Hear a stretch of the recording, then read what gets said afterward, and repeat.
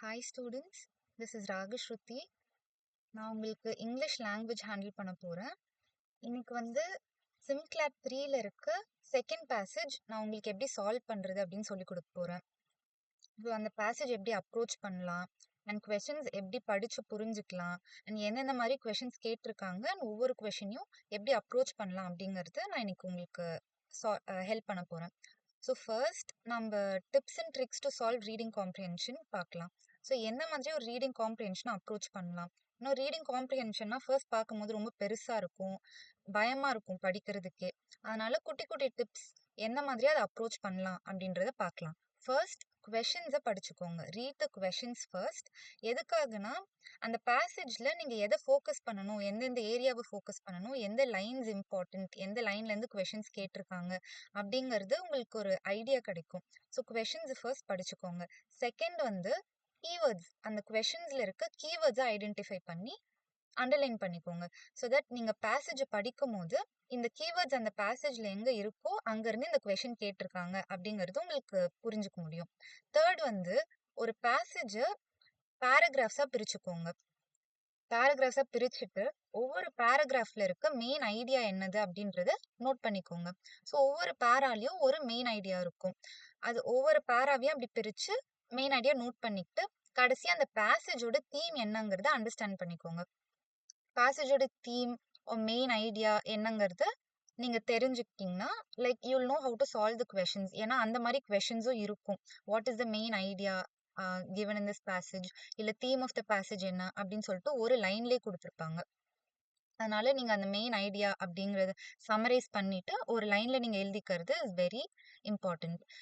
அடுத்து வந்து 3 aspects to focus on. So 3 important விஷயம் ஒரு ரீடிங் காம்ப்ரிஹென்ஷன் நீங்கள் படிக்கிறீங்கன்னா 3 இம்பார்ட்டன்ட் விஷயம் என்னன்னா ஃபர்ஸ்ட் கான்சென்ட்ரேஷன். ஏன்னா ஒரு கிளாட்ல வந்துட்டு ரீடிங் காம்ப்ரிஹென்ஷன்ஸ் கம்பேரிட்டிவ்லி கொஞ்சம் கஷ்டமாக இருக்கும். அதனால உங்கள் கான்சென்ட்ரேஷன் இஸ் வெரி இம்பார்ட்டன்ட். ஏன்னா இந்த தீம் பேஸ்ட் கொஷின்ஸ்லாம் கேட்கும் போது நீங்கள் கான்சென்ட்ரேட் பண்ணி படிச்சாதான் அந்த பேசேஜில் என்ன சொல்ல வராங்கங்கிறது உங்களுக்கு புரியும். So first is concentration. Second வந்து வெக்காபுலரி. உங்கள் வெக்காபுலரி நீங்கள் ஸ்ட்ராங் பண்ணிக்கணும். Because vocabulary is very important. Synonyms கேட்பாங்க, ஆன்டனிம்ஸ் கேட்பாங்க, இல்லை இந்த வேர்டுக்கான சிமிலர் வேர்டு என்னது அப்படிங்கிறது கேட்பாங்க. ஸோ உங்கள் வெக்காபுலரி ஸ்ட்ராங் பண்ணிக்கோங்க.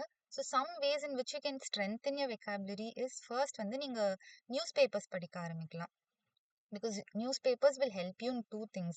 ஒன்று ரீடிங் காம்ப்ரிஹென்ஷனுக்கு ஹெல்ப் பண்ணும் இந்த இங்கிலீஷ் லாங்குவேஜ்க்கு. செகண்ட் வந்து உங்களோட கரண்ட் அஃபேர்ஸ் இன் ஜிகே அதுக்கும் ஹெல்ப் பண்ணும். ஸோ ஃபர்ஸ்ட் வந்து start reading newspapers. Second வந்துட்டு ஸ்டார்ட் ரீடிங் புக்ஸ். ஒரு குட்டி குட்டி நாவல்ஸோ புக்ஸோ எடுத்து படிக்க ஆரம்பிங்க. அதில் வர வேர்ட்ஸ் வந்துட்டு வில் பி அது நீங்கள் வந்து டிக்ஷனரியில் தேர்ட் வந்து டிக்ஷனரியில் நீங்கள் ரெஃபர் பண்ணலாம். ஃபர்ஸ்ட் டிக்ஷனரி யூஸ் பண்ண கொஞ்சம் கஷ்டமாக தான் இருக்கும். But start using dictionaries. Because if not now then when. இப்போ வந்து யூஸ் பண்ண ஸ்டார்ட் பண்ணுங்க. அண்ட் ஸோ இந்த மாதிரி விஷயம் பண்ணி you can improve your vocabulary. Start talking to your friends in English. Daily ஒரு 2 வேர்ட்ஸ் மட்டும், கொஞ்சம் கஷ்டமான வேர்ட்ஸ் வந்துட்டு நீங்கள் படிச்சுட்டு start using it to your friends. வீட்டுக்கு போனால் start talking in English to your parents and siblings. So it will be fun for both you and your parents.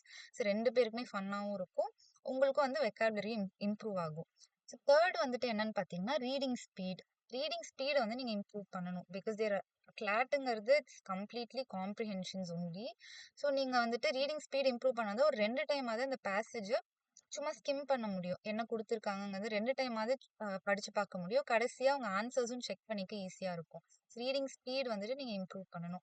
So இந்த டிப்ஸ் அண்ட் ட்ரிக்ஸில் நம்ம என்ன பார்த்தோன்னு ஒரு குட்டி சம்மரைஸ் பண்ணலாம். ஃபர்ஸ்ட் வந்து கொஷின்ஸை ரீட் பண்ணிக்கோங்க. ஸோ கொஷின்ஸை ரீட் பண்ணீங்கன்னா பேசேஜில் எந்த இடத்துல நீங்கள் ஃபோக்கஸ் பண்ணணும் அப்படிங்கிறது ஒரு ஐடியா கிடைக்கும் உங்களுக்கு. செகண்ட் வந்து கொஷின்ஸில் இருக்க கீவேர்ட்ஸை அண்டர்லைன் பண்ணிக்கோங்க. ஸோ பேசேஜை படிக்கும் போது அதே கீவேர்ட் கொஷின் பேசேஜில் எங்கே வருதோ அந்த இடத்துல வந்துட்டு நீங்கள் அண்டர்லைன் பண்ணி இங்கே இருந்தால் கொஷின் கேட்டிருக்காங்க அப்படிங்கிறது உங்களுக்கு புரிஞ்சுக்க முடியும். தேர்ட் வந்துட்டு அந்த பேசேஜை டிஃப்ரெண்ட் பேராகிராஃப்ஸாக ஸ்ப்ளிட் பண்ணிக்கோங்க. ஒவ்வொரு பேராகிராஃபில் இருக்க மெயின் ஐடியாவை சம்மரைஸ் பண்ணுங்க. கடைசியாக அந்த பேசேஜையே ஒரு 3 லைன்ஸில் சம்மரைஸ் பண்ணுங்க. ஸோ தட் அந்த மெயின் ஐடியா என்னங்கிறது உங்களுக்கு புரிஞ்சிடும். அந்த தீம் வச்சு கேட்குற கொஷின்ஸையும் உங்களால் ஈஸியாக ஆன்சர் பண்ண முடியும். அடுத்து வந்து concentration, vocabulary and reading speed. இது 3 ரொம்ப important which you have to focus on. அடுத்து வந்து நெக்ஸ்ட் சிம்கிளாட் 3ல இருக்க பேசேஜ் 2 எடுத்துக்கோங்க. இதுதான் நம்ம இன்னைக்கு சால்வ் பண்ண போகிறோம். நம்ம பேசேஜ் படிக்கிற முன்னாடி let's just go through the questions என்ன கேட்டிருக்காங்கிறது நம்ம பார்த்துக்கலாம். First question, what is the central idea of the passage? So பேசேஜில் இருக்க சென்ட்ரல் ஐடியா என்னன்னு கேட்குறாங்க. சென்ட்ரல் ஐடியானா என்ன? தீம் ஆஃப் த பேசேஜ் என்ன சொல்ல வருது அப்படிங்கிறது தான் இந்த கொஸ்டின். இதுக்காக நீங்கள் பேசேஜை கம்ப்ளீட்டாக படித்து புரிஞ்சுக்கிட்டாலே இந்த கொஸ்டின் ஆன்சர் பண்ண முடியும். ஸோ இது வந்து ஒரு theme based question. Second question பார்த்தீங்கன்னா, which of the following cannot be inferred from the passage? So passage வந்து இந்த 4 ஆப்ஷன் கொடுத்துருக்காங்க. இந்த 4 ஆப்ஷனில் எது தப்பான ஆப்ஷன்னு கேட்குறாங்க. பேசேஜ் வந்து இந்த விஷயத்த சொல்லியிருக்கவே இல்லை. ஸோ அந்த மாதிரியான ஒரு ஆப்ஷன் இதில் எதுன்னு கேட்குறாங்க. ஸோ அதுதான் செகண்ட் கொஸ்டின். ஸோ இதுவும் வந்துட்டு ஒரு பேசேஜை கம்ப்ளீட்டாக படித்தா புரிஞ்சுக்கக்கூடிய ஒரு கொஸ்டின் இது. தேர்ட் கொஸ்டின் பார்த்தீங்கன்னா, what is the most likely result when one remains grounded in peace regardless of the provocation? Third question வந்து நீங்க படிச்சா புரியாது because we haven't read the passage yet. அதனால just read the question. இங்க இருக்க கீவேர்ட்ஸை மட்டும் underline பண்ணிக்கோங்க. கீவேர்ட்ஸ் என்ன நம்ம அண்டர்லைன் பண்ணலாம்? grounded, provocation, இந்த 2 வேர்ட்ஸ் வந்து கீவேர்ட்ஸை அண்டர்லைன் பண்ணிக்கலாம். ஸோ இந்த வேர்ட்ஸ் வந்து பேசேஜில் எங்கே வருதோ ஓகே இங்கே இருந்தால் கொஷின் கேட்டிருக்காங்க அப்படிங்கிறது நம்ம புரிஞ்சுக்க முடியும். ஆனால் அந்த இடம் வந்து நம்ம அதிக ஃபோக்கஸ் கொடுக்கலாம் பேசேஜில். Fourth question, which figure of speech is used in the statement you hold yourself like the proverbial immovable rock in the midst of chaos? இந்த கொஸ்டினுக்கு வந்து பேசேஜ்ல இருந்து நீங்க எதுவும் பண்ண முடியாது.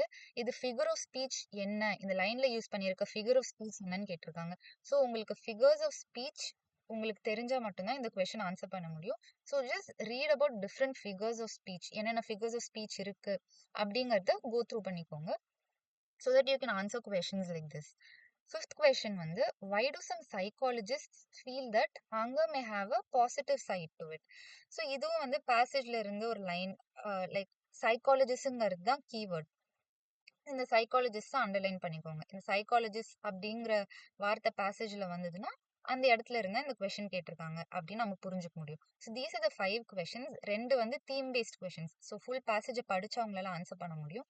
இன்னொன்று மற்ற 2 வந்துட்டு சும்மா பேராகிராஃப்ஸ்ல இருந்து எடுத்த கொஸ்டின்ஸ். இன்னொன்று வந்து ஃபிகர் ஆஃப் ஸ்பீச் வச்சு கேட்டிருக்காங்க.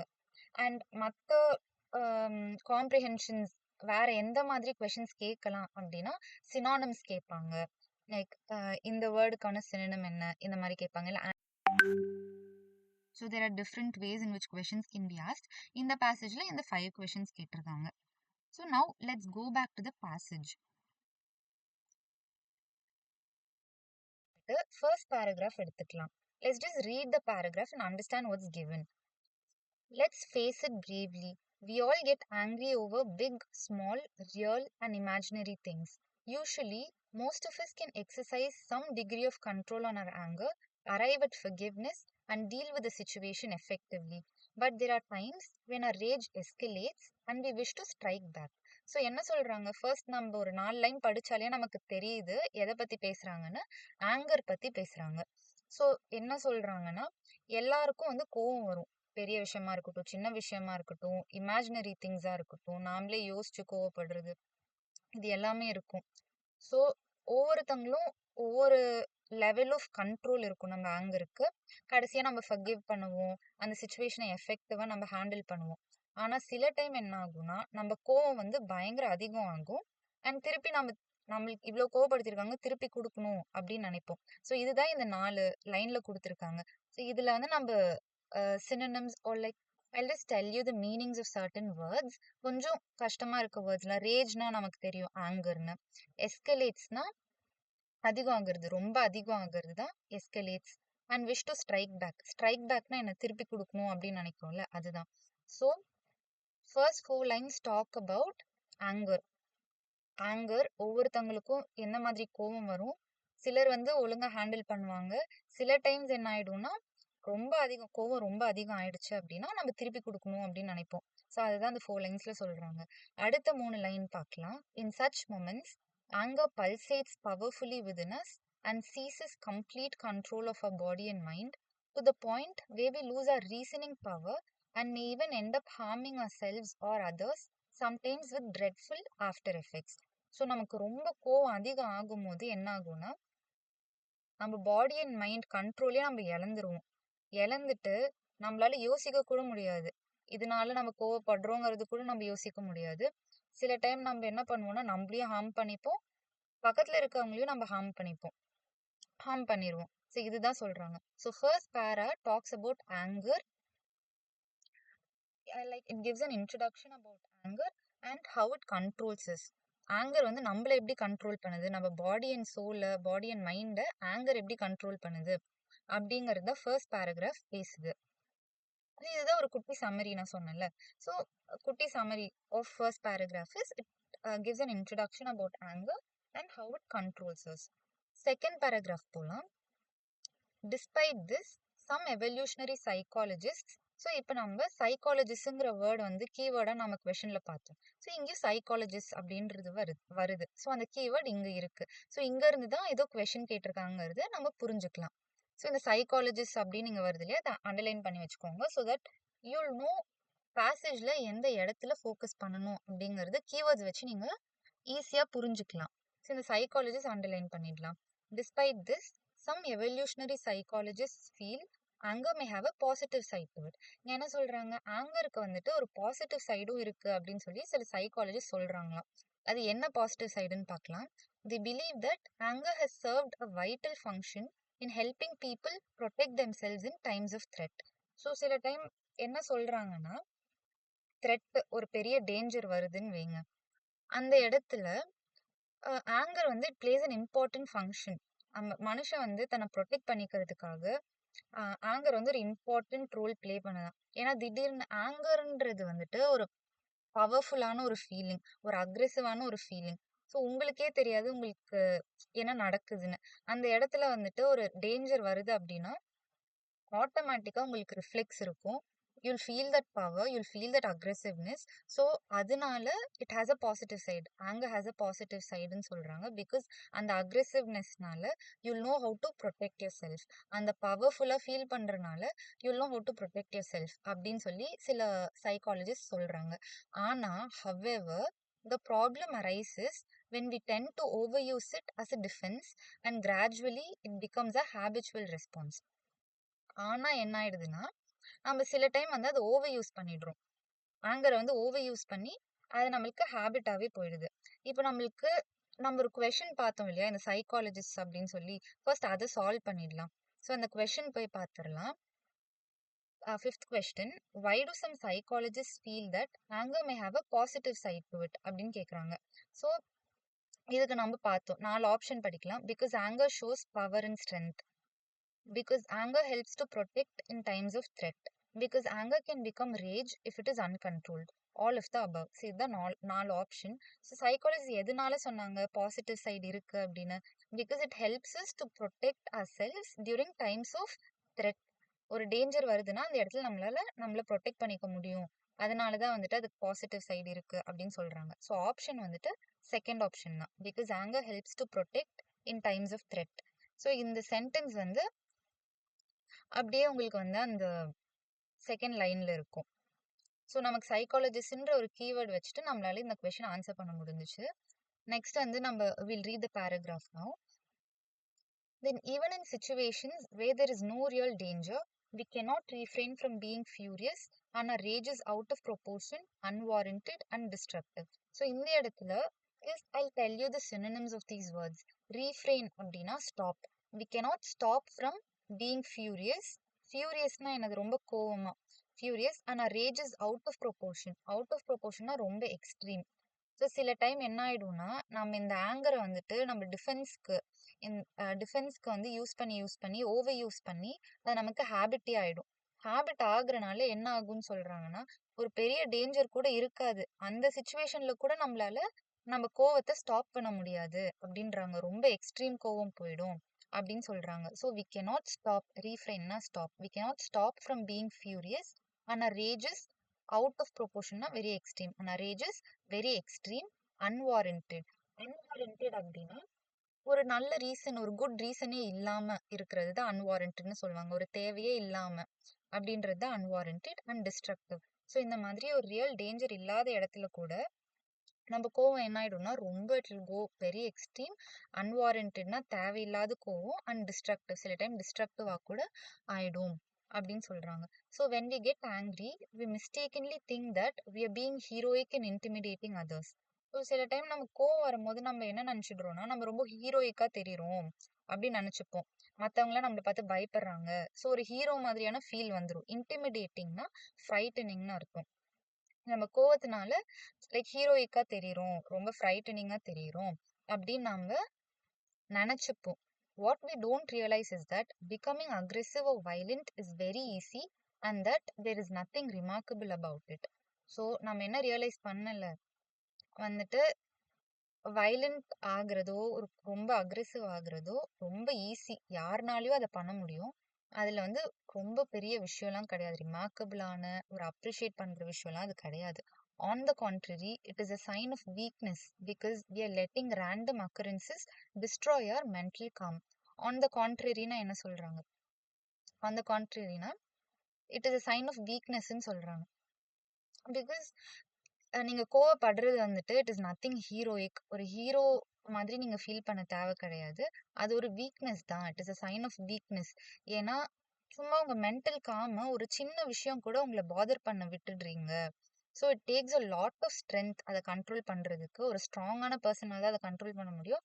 ஆனா ஒரு சின்ன விஷயம்னா கூட உங்களோட மென்டல் காம நீங்க வந்துட்டு லூஸ் பண்ணிடுறீங்க. So it is a sign of weakness அப்படின்னு சொல்றாங்க. ஸோ இதுதான் இந்த பேராகிராஃப் சொல்றது. ஃபர்ஸ்ட் வந்து ஒரு positive side to anger psychologist சொல்றாங்க. அண்ட் அதுக்கப்புறம் என்ன சொல்றாங்கன்னா நெகட்டிவ் சைட் ஆஃப் ஆங்கரும் சொல்றாங்க. ஸோ இந்த பேராகிராஃப் என்ன சொல்ல வருதுன்னா positive and negative effects of anger. Positive and negative effects of anger என்னது அப்படின்றத இந்த செகண்ட் பேராகிராஃப் சொல்லுது. So summary of this paragraph is positive and negative effects of anger. அடுத்த பேராகிராஃப் போலாம். Real strength is different from anger. It is a state where your inner calmness is unruffled and you're able to respond to any situation with patience. Unruffled அப்படின்னா undisturbed. So உண்மையான strength வந்து ஆங்கருக்கும் உண்மையான ஸ்ட்ரென்த்துக்கும் நிறைய வித்தியாசம் இருக்கு. உண்மையான strength, ஒரு real strength என்னன்னா உங்களோட இன்னர் காம்னஸ், உங்களோட பீஸ் இருக்கு இல்லையா, அது அன்டிஸ்டர்ப்டா இருக்கணும். எந்த ஒரு சுச்சுவேஷனா இருக்கட்டுமே அதை வந்து நீங்க பேஷண்டா ஹேண்டில் பண்றீங்க அப்படின்னா தான் அதுதான் உண்மையான ஸ்ட்ரென்த். நீங்க அந்த இடத்துல கோவத்தை காட்டிட்டு நம்ம ரொம்ப ஹீரோ மாதிரி தெரியுறோம் அப்படிங்கிறது சொல்றது வந்து ரியல் ஸ்ட்ரென்த் கிடையாது. உங்களோட காம்னஸ் வந்துட்டு எந்த ஒரு சுச்சுவேஷனா இருந்தாலும் அது வந்து அன்டிஸ்டர்ப்டா இருக்கு அப்படின்னா அதுதான் ரியல் ஸ்ட்ரென்த்னு சொல்றாங்க. Many misunderstand the meaning of peace and confuse it with passivity or suppression. So passivity அப்படின்ற வேர்டுக்கான மீனிங் ரெசிஸ்டன்ஸ், சப்ரெஷன்னா அதை அடக்குறது. ஸோ நிறைய பேர் என்ன மிஸ்அண்டர்ஸ்டாண்ட் பண்ணிக்கிறாங்கன்னா பீஸ்னா நம்ம வந்து கோவம் வந்தா அதை ரெசிஸ்ட் பண்ணிக்கிறது, அடக்கி வைக்கிறது, அதுதான் பீஸ் அப்படின்னு நிறைய பேர் நினைச்சுக்கிறாங்க. They believe that while anger empowers them to fight evil, peace will weaken them. But peace is not the opposite of violence. It is an active and positive state of consciousness. பீஸ்னா என்னன்னு சொல்றாங்க? அது வயலன்ஸ்க்கு ஆப்போசிட்டான ஒரு விஷயம் piece கிடையாது. இது என்னன்னா உங்களோட கான்சியஸ்னஸை வந்துட்டு ஒரு பாசிட்டிவ் ஸ்டேட்ல வச்சுக்கிறது. எந்த ஒரு சுச்சுவேஷனா இருந்தாலும் நீங்க காமா இருக்கிறது. ஓகே, உங்களோட காம்னஸ் வந்துட்டு அன்டிஸ்டர்ப்டா இருக்கிறது, அந்த ஸ்டேட் தான் வந்து பீஸ்ன்னு சொல்றாங்க. Peace is not resistance or suppression, it is positive state of consciousness அப்படின்னு சொல்றாங்க. According to the mother of Sri Aurobindo Ashram, when you're grounded in peace, whatever be the external provocation, you remain undisturbed in action, feeling, thought and consciousness. So இங்க நம்ம keyword வந்து நம்ம அங்க underline பண்ணோம் கரெக்டா. Grounded, provocation, இந்த ரெண்டு கீவேர்டும் நம்ம கொஷன்ல அண்டர்லைன் பண்ணோம். ஸோ அதே வேர்ட்ஸ் இங்க வந்திருக்கு. ஸோ இங்க வந்து ஓகே இந்த இடத்துல இருந்தா கொஷின் கேட்டிருக்காங்கிறத நம்ம அண்டர்ஸ்டாண்ட் பண்ணிக்கலாம். So let's just read 2 more lines. A profound serenity permeates all layers of your being and you hold yourself like the proverbial immovable rock in the midst of chaos. So இங்க பாத்தீங்கன்னா கொஞ்சம் ரொம்ப கஷ்டமான sentences மாதிரி இருக்கும் because there are lots of difficult words. அதனால உங்களுக்கு தோணும். let's just break down the words. profound, profoundக்கான மீனிங் என்னன்னா இன்டென்ஸ். profoundனா இன்டென்ஸ்னு அர்த்தம். செரெனிட்டினா காம்னஸ், serenity means calmness. permeatesனா spread throughout. ஸோ ஃபுல்லா ஸ்ப்ரெட் ஆகுறது தான் பெர்மியேட்ஸ்ன்னு சொல்லுவாங்க. இப்போ வந்துட்டு அந்த வேர்டுக்கான மீனிங் வச்சு படிக்கலாம். a an intense calmness spreads throughout all layers of your being. சரி, இப்போ நம்மளுக்கு ஈஸியாக புரிஞ்சுது. அந்த மீனிங் புரிஞ்சதுக்கு அப்புறம் இப்போ இந்த சென்டென்ஸ் படிச்சு அந்த மீனிங் வச்சு படிச்சீங்கன்னா it will be very easy for you. An intense calmness spreads throughout all layers of your being and you hold yourself like the proverbial immovable rock in the midst of chaos. So அடுத்த part of the sentence பார்த்தீங்கன்னா, so நீங்க பயங்கர com ஆயிட்டீங்கன்னு வைங்க. So நீங்க பீஸ்ல இருக்கீங்க, like when you're in peace, என்ன ஒரு external ப்ரொவகேஷனா இருக்கட்டும். ப்ரொவகேஷன்னா என்னது? தூண்டுதல். உங்களை வந்துட்டு கோவப்பட வைக்கிறதுக்கான தூண்டுதல். என்ன ஒரு எக்ஸ்டர்னல் ப்ரொவகேஷன், வெளியில இருந்து யார் உங்களை எவ்வளோ கோவப்படுத்தணும்னு நினைச்சாலுமே நீங்க வந்துட்டு அன்டிஸ்டர்ப்டா இருப்பீங்க. நீங்க உங்க பீஸை வந்து விட்டு கொடுக்காம அன்டிஸ்டர்ப்டா நீங்க இருப்பீங்க. ஒரு ஃபுல் காம்னஸ் வந்து உங்க உடம்பு ஃபுல்லா பெர்மியேட் ஆகும், ஸ்ப்ரெட் ஆகும் அப்படின்னு சொல்றாங்க. ஆனா அந்த மாதிரி ஒரு காம்னஸ் நீங்க ஃபீல் பண்ணீங்க அப்படின்னா, ஒரு இம்மூவபிள் ராக், ஒரு எவ்வளோ ஒரு கலவரம் நடந்துட்டு இருந்தாலுமே ஒரு பெரிய ராக் இருக்குன்னு வைங்க, பெரிய பாறாங்கல், அது எவ்வளோ கலவரம் நடந்தாலுமே அந்த பாறாங்கல் அப்படியே தான் இருக்கும். அது யாராலையும் அசைக்கவே முடியாது. அந்த மாதிரி நீங்க இருப்பீங்க அப்படின்னு சொல்றாங்க. எவ்வளோ ஒரு பெரிய பிரச்சனைனாலுமே, யார் உங்களை கோவப்படுத்தணும்னு நினைச்சாலுமே, ப்ரொவகேட் பண்ணாலுமே, ப்ரொவகேட்னா என்ன, தூண்டுனாலுமே நீங்க வந்துட்டு ஒரு இம்மூவபிள் ராக் மாதிரி ஸ்ட்ராங்கா காமா இருப்பீங்க அப்படிங்கிறது தான் வந்துட்டு மதுரை ஸ்ரீ ஆரோபிந்த ஆஷ்ரம் அவங்க சொல்றாங்க. Also, this gives you the insight to look at the whole situation objectively, analyze where you or others may be going wrong, and then take the best course of action. So நீங்கள் காமாக இருக்கும் போது உங்களால் you can take the best டிசிஷன்ஸ்ன்னு சொல்லுவாங்க. கோவத்தில் நீங்கள் best decisions எடுக்கவே முடியாது. ஸோ இந்த மாதிரி எவ்வளோ ஒரு பெரிய கோவப்படுற சுச்சுவேஷன்லேயுமே நீங்கள் காமாக இருக்கீங்க அப்படின்னா நீங்கள் அந்த சுச்சுவேஷனை வந்து ஆப்ஜெக்டிவ்லி பார்ப்பீங்க. ஆப்ஜெக்டிவ்லினா உங்களோட பர்சனல் ஃபீலிங்ஸ் வந்து இன்ஃப்ளூயன்ஸ் பண்ணாமல் யோசிச்சு முடிவெடுப்பீங்க அப்படின்னு சொல்கிறாங்க. ஸோ யூ வில் அனலைஸ், நீங்கள் எங்கே தப்பு பண்ணுறீங்க, மற்றவங்க எங்கே தப்பு பண்ணுறாங்க அப்படின்றத அனலைஸ் பண்ணி அதுக்கப்புறம் நீங்கள் ஒரு நல்ல டிசிஷன் எடுப்பீங்க. No matter how angry you are, you can always sow the seeds of change by yearning to be peaceful. நீங்கள் எவ்வளோ கோவமாக இருந்தாலும் பரவாயில்ல, நீங்கள் வந்துட்டு பீஸ்ஃபுல்லாக இருக்கணும் அப்படின்னு சொல்லிட்டு நீங்கள் ரொம்ப லாங் பண்ணீங்க. ஒரு இயர்னிங் அப்படின்னா லாங்கிங்னு அர்த்தம். லாங்கிங்னா என்ன? ரொம்ப ஏக்கம், அதுதான் லாங்கிங்னு சொல்லுவாங்க. ஸோ நீங்கள் பீஸ்ஃபுல்லாக இருக்கணும்னு ரொம்ப ஏங்குறீங்க அப்படின்னா எவ்வளோ கோவமாக நீங்கள் இருந்தாலும் பரவாயில்ல, நீங்கள் மாறலாம் அப்படின்னு சொல்கிறாங்க. Take out a few moments in the day to call upon peace and with persistent effort peace will come. So daily கொஞ்சம் மொமெண்ட்ஸ் எடுத்துக்கோங்க, ட்ரை லைக் பீஸ்ஃபுல்லாக இருக்கணும்னு நினைங்க. அண்ட் கண்டிப்பாக வித் பர்சிஸ்டன்ட் எஃபர்ட், பர்சிஸ்டன்ட்னா கண்டினியூஸ் எஃபர்ட், கண்டிப்பாக நீங்கள் பீஸ்ஃபுல்லாக இருக்க முடியும் அப்படின்னு சொல்கிறாங்க. ஸோ இந்த பேராகிராஃப் என்ன சொல்லுது? ஸோ இந்த paragraph talks about peace and calmness.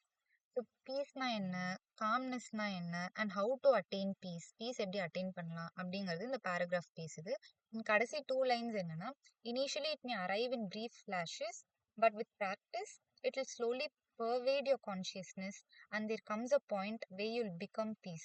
First வந்துட்டு நீங்க ட்ரை பண்ணுங்க, டெய்லி கொஞ்ச நாள், ஒரு நாள்ல கொஞ்சம் மொமெண்ட்ஸ் எடுத்து try to like call upon peace. And நீங்கள் கண்டினியூஸாக நீங்கள் இதை பண்ணும்போது பீஸ் கண்டிப்பாக உங்களுக்கு கிடைக்கும். ஃபர்ஸ்ட் வந்துட்டு டக்குன்னு கிடைக்காது. ப்ரீஃப் ஃப்ளாஷஸ்னால் என்ன, கொஞ்சம் கொஞ்சமாக வரும். அதுக்கப்புறம் ப்ராக்டிஸ் பண்ண இட் வில் ஸ்லோலி பர்வேட்னா என்ன, இதுவும் spread throughout, it will spread throughout your consciousness and நீங்களே கடைசியாக பீஸ் ஆயிடுவீங்க அப்படின்னு சொல்லிட்டு சொல்கிறாங்க. So this whole passage talks about anger and positive and negative aspects of anger. So peace பற்றி பேசுது அண்ட் அந்த பீஸை எப்படி அட்டைன் பண்ணலாம் அப்படிங்கிறத பற்றி பேசுது. ஸோ நம்ம ஒரு கொஷனுக்கான கீவேர்ட் நம்ம இங்கே கண்டுபிடிச்சோம், கரெக்டுங்களா? எந்த keyword? grounded and provocation. And according to Mother Shri Aurobindo Ashram, when you're grounded in peace, whatever be the external provocation, you remain undisturbed in action, feeling, thought and consciousness. So அவங்க சொல்கிறாங்க, வெளியில இருந்து எந்த external ப்ரொவகேஷன்னா என்ன பார்த்தோம்? தூண்டுதல். எந்த ஒரு தூண்டுதல் வந்தாலுமே நீங்கள் எப்படி இருப்பீங்க? ஆக்ஷன், உங்களோட ஆக்ஷனாக இருக்கட்டும், உங்களோட ஃபீலிங்காக இருக்கட்டும், உங்களோட தாட்ஸாக இருக்கட்டும், கான்ஷியஸ்னஸாக இருக்கட்டும், எல்லாமே அன்டிஸ்டர்ப்டாக இருக்கும் அப்படின்னு சொல்றாங்க.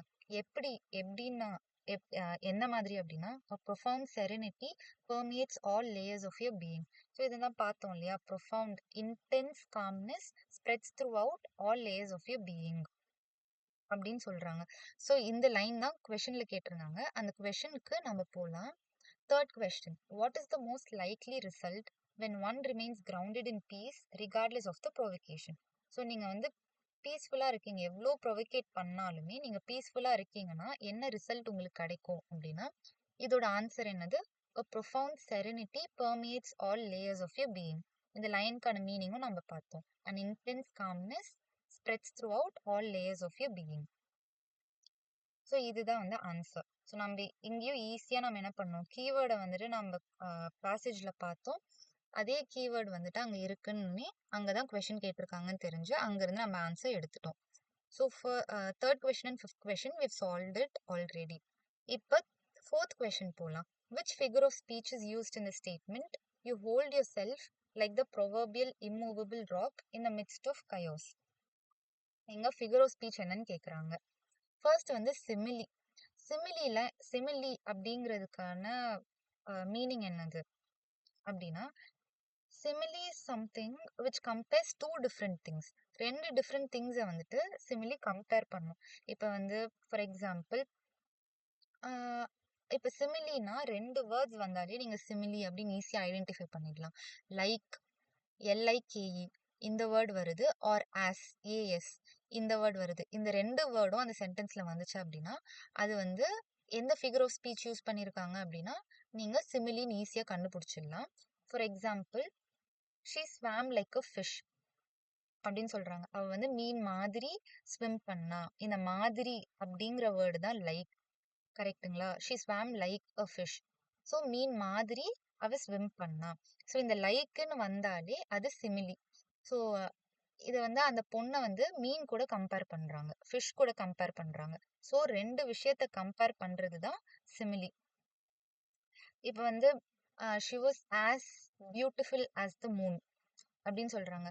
மூன் மாதிரி அவ அழகா இருந்தா அப்படின்றது தான் ஆஸ்ன்னு வருது பாத்தீங்களா? ஸோ லைக்குன்னு வந்தாலும் அது சிமிலி தான், ஆஸ்ன்னு வந்தாலும் அது சிமிலி தான். She was as beautiful as the moon.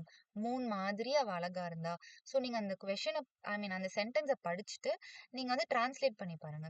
So மாதிரி அப்படின்ட்டு வருது, தமிழ்ல டிரான்ஸ்லேட் பண்ணுங்க. மாதிரி அப்படிங்கிற வேர்டு வந்துட்டு வருதுன்னா it is a simile, because they compare two different things. ஆனா இதுவும் நீங்க வந்துட்டு மைண்ட்ல வச்சுக்கணும்.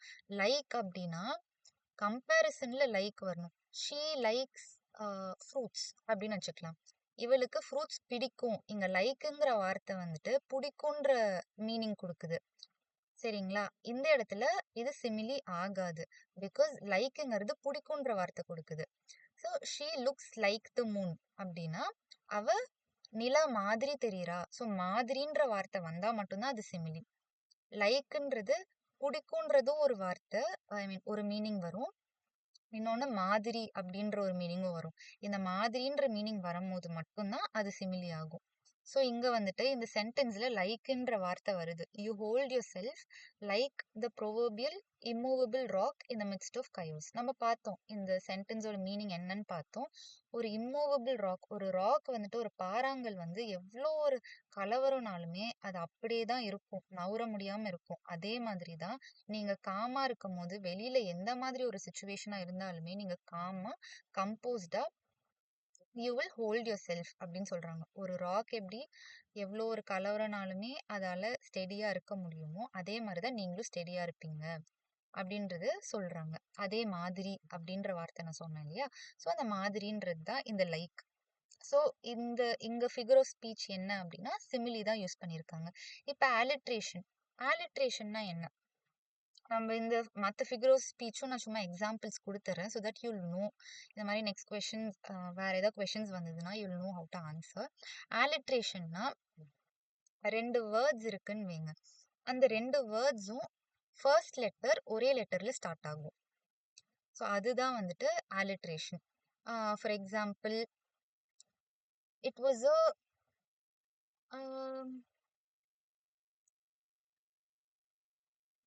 அ கேட்சி கேஸ் அப்படின்னு சொல்லலாம். கேட்சி கேஸ், கேட்சியோட ஃபர்ஸ்ட் லெட்டரும் சி, கேஸோட ஃபர்ஸ்ட் லெட்டரும் சி. இந்த மாதிரி 2 வேர்ட்ஸோட ஃபர்ஸ்ட் லெட்டர்ஸ் லைக் கண்டினியூஸா வர வேர்ட்ஸோட ஃபர்ஸ்ட் லெட்டர் வந்துட்டு சேம் லெட்டரா இருக்கு அப்படின்னா அது வந்து ஆலிட்ரேஷன்னு சொல்லுவாங்க. அடுத்து ஹைப்பர்போலி. ஹைப்பர்போலினா ரொம்ப எக்ஸாஜுரேட் பண்ணி சொல்றது. எக்ஸாஜுரேட்னா என்னது? ஒரு சின்ன விஷயமா தான் இருக்கும். அது அப்படியே நம்ம பெரிய விஷயமா சொல்லுவோம்ல, அதுதான் ஹைப்பர்போலி. ஃபார் எக்ஸாம்பிள், இப்போ வந்து அவன் வாய வந்துட்டு தொறந்தா ஒரு டைனோசரே நம்ம வந்து உள்ள தள்ளலாம். அந்த அளவுக்கு இருக்கும். அவன் வாய் அவ்வளோ பெருசா இருக்கும். அப்படின்னு ஒரு டைனோசரை ஆப்வியஸ்லி நம்ம ஒரு வாய்க்குள்ள தள்ள முடியாது. It is an exaggeration. இது வந்துட்டு ஒரு சின்ன விஷயத்த பெரிய விஷயமா சொல்றது. அதுதான் வந்து ஹைப்பர்போலி. அடுத்து வந்துட்டு மெட்டஃபர். மெட்டஃபர்னா இதுவும் வந்து 2 டிஃப்ரெண்ட் திங்ஸை கம்பேர் பண்ணும். ஆனா சிமிலி அண்ட் மெட்டஃபர் கிட்டத்தட்ட ஒண்ணுதான். ரெண்டுமே 2 டிஃப்ரெண்ட் திங்ஸை கம்பேர் பண்ணும். ஆனா சிமிலியில லைக், ஆஸ் அப்படின்ற 2 வார்த்தை வரும். மெட்டஃபர்ல அந்த வார்த்தை வராது. மெட்டஃபர் என்ன பண்ணும்னா அல் இந்த மாதிரி சொல்லும். Ali is a walking dictionary. For எக்ஸாம்பிளுக்கு வச்சுக்கலாம். Like okay, Rajesh is a walking dictionary அப்படின்னு வச்சுக்கலாம். இப்போ ராஜேஷ் வந்துட்டு ஹீ இஸ் அ வாக்கிங் டிக்ஷனரின்னு சொல்றாங்க. டசன்ட் மீன் அவன் வந்து ஒரு நடக்கிற டிக்ஷனரின்னு அர்த்தம் கிடையாது. அவன் என்னன்னா அவனுக்கு நிறைய வார்த்தைகள் தெரியும். Like he knows a lot of words in English language. அதனால அவனை வாக்கிங் டிக்ஷனரின்னு சொல்றாங்க. So Ali is a walking டிக்ஷனரின்னு சொன்னா அவன் வாக்கிங் டிக்ஷனரின்றது அர்த்தம் கிடையாது. அவனுக்கு நிறைய வார்த்தை தெரியும்ன்றது அர்த்தம். ஸோ அதுதான் மெட்டஃபர். ஒரு விஷயம் கம்ப்ளீட்லி டிஃப்ரெண்டான ஒரு விஷயத்தை கூட கம்பேர் பண்றது மெட்டஃபர். சிமிலியும் அதே மாதிரி தான் 2 டிஃப்ரெண்ட் திங்ஸை கம்பேர் பண்ணும். ஆனா அதுல லைக், ஆஸ் அப்படின்ற 2 வார்த்தை வரும். இங்க மெட்டஃபர்ல அந்த வார்த்தை வராது. ஆனா இதுவுமே வந்துட்டு 2 விஷயங்களை கம்பேர் பண்ணும். Time is money. Another example, time is money அப்படின்னு சொல்றோம். டைம் வந்து பணம்னு சொல்றாங்க. ஆனா டைம் வந்து பணமா? நேரமும் பணமும் ஒண்ணா? இல்ல. 2ம் டிஃப்ரெண்ட் தான். ஆனா நீங்க வந்துட்டு டைமை ஒழுங்கா யூஸ் பண்ணீங்க அப்படின்னா யூ கேன் ஏர்ன் வெல் அப்படின்றது தான் இங்க வந்துட்டு விஷயம். ஸோ இதுதான் மெட்டஃபர். மெட்டஃபரும் 2 டிஃப்ரெண்ட் திங்ஸை கம்பேர் பண்ணும். ஆனா லைக், ஆஸ் அப்படின்ற வார்த்தை வராது. சிமிலியில லைக், ஆஸ் அப்படிங்கிற வார்த்தை வரும். ஸோ இந்த 4th கொஸ்டினுக்கான ஆன்சர் இஸ் சிமிலி. இப்போ நம்ம வந்து ஃபர்ஸ்ட் 2 கொஸ்டின்ஸ் போலாம். What is the central idea of the passage? Central idea of the passage என்னன்னு கேட்குறாங்க. அதாவது தீம் ஆஃப் த பேசேஜ் அப்படின்னு சொல்லலாம். இந்த பேசேஜ் என்ன சொல்ல வருது அப்படின்றது கேட்குறாங்க. So first will read the options. Effectively dealing with anger is difficult to do but not impossible. So anger management ஒரு டீலிங் வித் ஆங்கர் வந்துட்டு கொஞ்சம் கஷ்டம் தான். ஆனால் அது இம்பாசிபிள் கிடையாது, பண்ண முடியாத விஷயம் கிடையாது அப்படிங்கிறது சொல்றாங்க ஃபர்ஸ்ட் ஆப்ஷன். ஸோ இந்த மாதிரி தான் நம்ம பேசேஜ்ல படிச்ச மாதிரி நமக்கு தெரியுது. ஸோ அதை நம்ம ஆப்ஷன்ல வச்சுக்கலாம். Second option, anger should be used as a weapon in times of danger or threat. இது வந்துட்டு நம்ம பேசேஜ் 2ல நம்ம பார்த்தோம். இந்த சைக்காலஜிஸ்ட் வந்து சொன்னாங்க ஆங்கருக்கு ஒரு பாசிட்டிவ் சைடு இருக்கு. அது என்னன்னா டைம்ஸ் ஆஃப் த்ரெட், ஒரு டேஞ்சர் வரப்போ அது வந்துட்டு நம்மளை ப்ரொடெக்ட் பண்ணிக்கிறதுக்கு ஹெல்ப் பண்ணுது அப்படின்னு. இங்க என்ன கொடுத்துருக்காங்கன்னா anger should be used as a வெப்பன்னு சொல்றாங்க. இந்த ஷுட் அப்படிங்கிறது ஒரு ஸ்ட்ராங்கான வேர்ட். கண்டிப்பா ஆங்கரை வந்துட்டு ஒரு டேஞ்சர் ஒரு டேஞ்சரான சுச்சுவேஷன், டேஞ்சரஸ் சுச்சுவேஷன்ல ஆங்கர் கண்டிப்பா நம்ம வெப்பனா யூஸ் பண்ணணும் அப்படின்றது தான் செகண்ட் ஆப்ஷன். ஆனா நம்ம கண்டிப்பா யூஸ் பண்ணணும் அப்படின்னு அந்த பேசேஜ்ல எங்கேயும் சொல்லவே கிடையாது. ஆங்கரை வந்துட்டு நம்மள ப்ரொடெக்ட் பண்ணிக்க ஆங்கரை பீப்புள் யூஸ் பண்ணுவாங்க, மேபி யூஸ் பண்றாங்க அப்படின்ற மாதிரி தான் பேசேஜ்ல கொடுத்துருக்காங்க. இங்க கண்டிப்பா யூஸ் பண்ணணும் அப்படின்றது தான் செகண்ட் லைன். ஸோ இந்த மாதிரி ரொம்ப ஸ்ட்ராங்கான வேர்ட்ஸ் இந்த ஷுட் அப்படின்றதுலாம் வந்துட்டு நம்ம அவாய்ட் பண்ணிடலாம். அது வந்து ஆப்ஷன்ல இருந்தது அப்படின்னா நம்ம 2 டைம் யோசிக்கணும் இது கரெக்டா அப்படின்றது. நம்ம பேசேஜை படிச்சுட்டு திருப்பி அந்த லைனை படிச்சு புரிஞ்சுக்கணும். ஸோ செகண்ட் ஆப்ஷன் வந்து தப்பு. ஏன்னா கண்டிப்பா ஆங்கரை வந்துட்டு வெப்பனா யூஸ் பண்ணணும் அப்படின்னு பேசேஜ்ல சொல்லல. தேர்ட் வந்து anger does not seize control of a body and mind. Anger வந்துட்டு உங்க பாடி அண்ட் மைண்டை வந்து கண்ட்ரோல் பண்ணாது அப்படின்னு சொல்லி கொடுத்துருக்காங்க, விச் இஸ் ராங். நாம வந்து பேசேஜ்லயே படிச்சோம் நம்மளோட பாடி அண்ட் மைண்டை வந்து கம்ப்ளீட் கண்ட்ரோல் எடுத்துக்கும் ஆங்கர் அப்படின்றத படிச்சோம். Third option is wrong. Fourth option, anger is an effective weapon to get what we want. So anger இதை பத்தி நம்ம பேசேஜ்ல கொடுக்கவே இல்லை. உங்களுக்கு வேணுங்கிற விஷயத்த வந்துட்டு நீங்க கோவப்பட்டு நீங்க வாங்கிக்கலாம் அப்படின்றத பத்தி நம்ம பேசேஜ்ல எங்கேயுமே படிக்கல.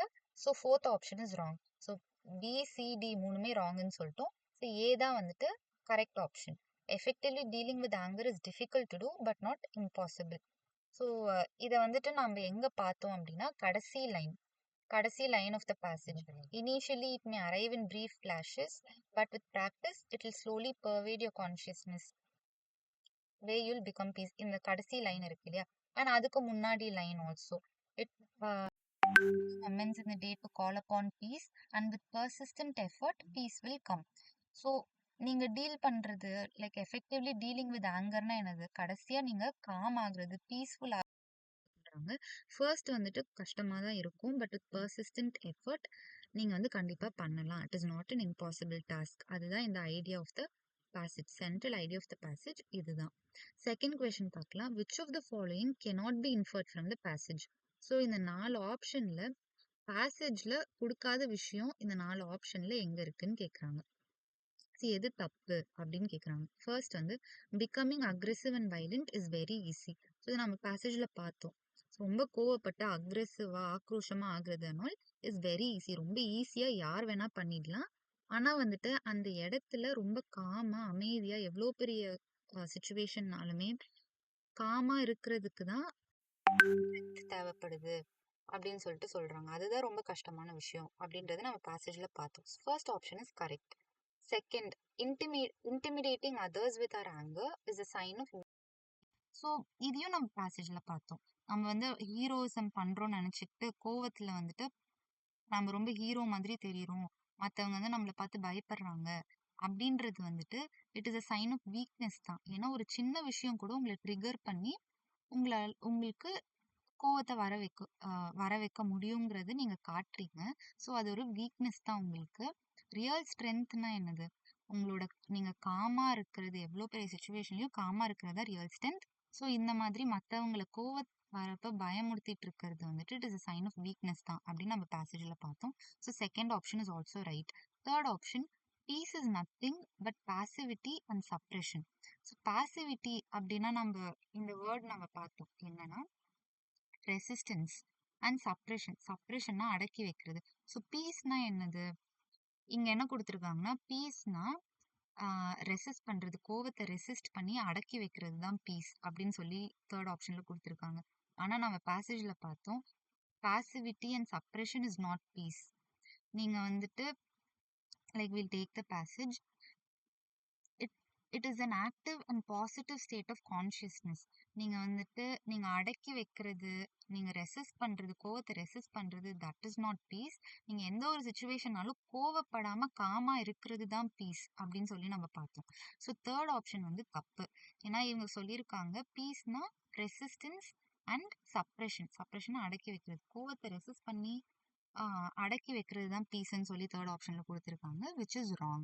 ஃபோர்த் ஆப்ஷன் பார்க்கலாம். Real strength is when your calmness is unruffled. அன்ரஃபிள்ட்னா என்னது, அன்டிஸ்டர்ப்ட். ஸோ உங்களோட காம்னஸ் வந்து அன்டிஸ்டர்ப்டா இருக்கிறது தான் வந்து உண்மையான ஸ்ட்ரென்த் அப்படின்னு சொல்லி நம்ம பேசேஜ்ல பார்த்தோம். So fourth option is also right. So இந்த கொஷனுக்கு ஆன்சர் வந்து தேர்ட் ஆப்ஷன் தப்பு.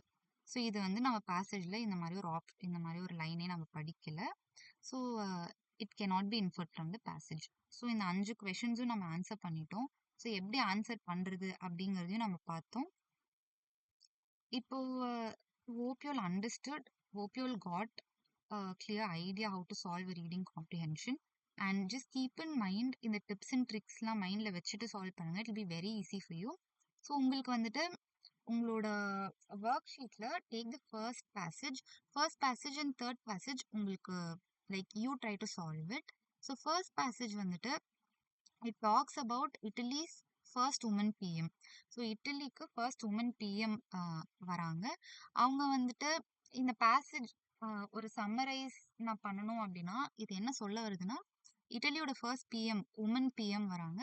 அவங்க வந்துட்டு how are they any different from their male counterparts, like male PMs விட இவங்க வந்துட்டு டிஃப்ரெண்டா இல்ல வந்துட்டு கொஞ்சம் எஃபிஷியன்ட் இல்லையா, இல்ல மேலுக்கும் ஃபீமேல் பிஎம்ஸ்க்கும் எந்த டிஃப்ரென்ஸும் கிடையாதா அப்படிங்கிறது தான் இந்த பேசேஜ் சொல்ல வருது. ஸோ உமன் பிஎம் வந்துட்டு வரது நல்ல விஷயமா, கெட்ட விஷயமா, இல்ல எந்த டிஃபரன்ஸும் கிடையாதா? அப்படிங்கிறத இந்த பேசேஜ் வந்து it talks about that. And இந்த பேசேஜ்க்கான சினோனிம்ஸும் நான் குடுத்துட்டேன். ஸோ நீங்க பேசேஜ் படிக்கும்போது உங்களுக்கு கஷ்டமான வேர்ட்ஸ் இருந்ததுன்னா, இந்த வேர்ட்ஸ் வந்து யூஸ் பண்ணிக்கோங்க. யூஸ் பண்ணீங்கன்னா உங்களுக்கு அந்த சென்டென்ஸ் ஈஸியா புரிஞ்சிரும். So I've given you the synonyms also. So just try solving the passage. It's very easy only. Just try solving the passage. And third பேசேஜும் வந்துட்டு it's a very easy passage only. இது எத பத்தி சொல்றாங்க அப்படின்னா, மாசா அமினி அப்படின்னு சொல்லிட்டு ஒரு லேடி இருக்காங்க. அவங்க வந்து இது ஈரான்ல நடந்த ஒரு இன்சிடென்ட். மாசா அமினி அப்படின்ற ஒரு லேடி என்ன பண்ணாங்கன்னா, ஹிஜாப் போடுவாங்கல்ல பர்தா, அது வந்துட்டு அவங்க ஹேர் வந்து கொஞ்சம் வெளியில தெரிஞ்சிருக்கு. அதனால என்ன பண்ணியிருக்காங்க, போலீஸ் அவங்கள அரெஸ்ட் பண்ணி அடிச்சே கொன்னுட்டாங்க. கஸ்டடியில வச்சு அடிச்சே கொன்னுட்டாங்க. அதனால வைட் ஸ்ப்ரெட் ப்ரொடெஸ்ட் நடந்தது.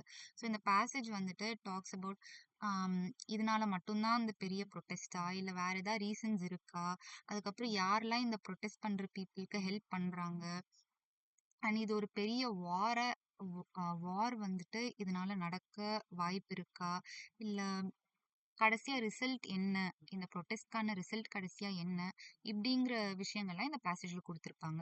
ஸோ இந்த மாசா அமினி அப்படிங்கிற இவங்க வந்துட்டு கஸ்டடியில வச்சு இறந்து போனனால ஒரு ப்ரொடெஸ்ட் நடக்குது. அந்த ப்ரொடெஸ்ட் பத்தி தான் இந்த passage. So just read the passage, and for this passage also I've given you the synonyms. Just use these words in the passage and try to understand the passage and answer the questions.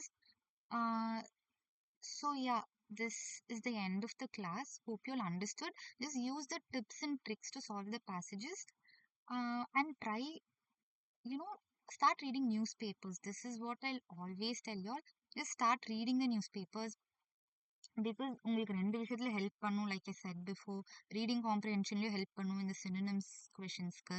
And also for your current affairs and GK it be very helpful.